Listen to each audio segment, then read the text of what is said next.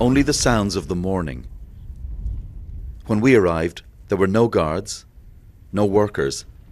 The wreckage still spread for miles, the smell of human remains. These left behind by emergency workers, civilian volunteers and the militia.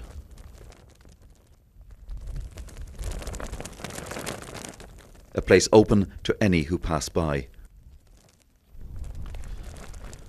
For all the outrage expressed by the international community, it has seemed powerless to ensure that this site is properly protected or that due respect is shown to the remains of the dead.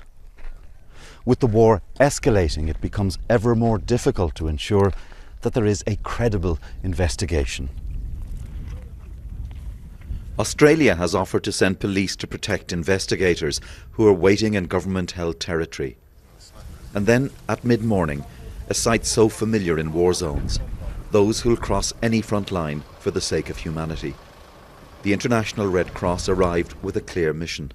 Our role here is to just, as I mentioned, our efforts are to ensure the dignity of the dead, the dignified management of the dead, and its fulfilment of the rights of the families.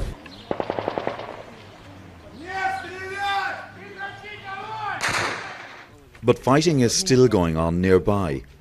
Just 35 kilometers away, rebels used missiles to bring down Ukrainian Air Force jets yesterday. All talk of investigations and recovery efforts must be seen against a backdrop of growing fear.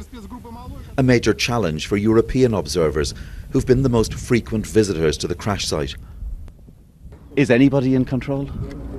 I can't comment on It speaks for itself, doesn't it?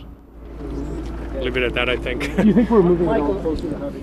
In the capital Donetsk, where European observers are based, people continue to leave. Here looking for help from rebel officials to escape the fighting.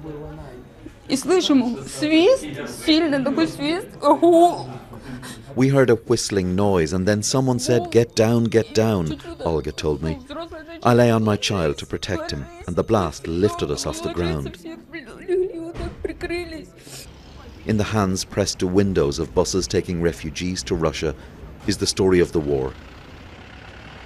Fergal Keane, BBC News, Donetsk.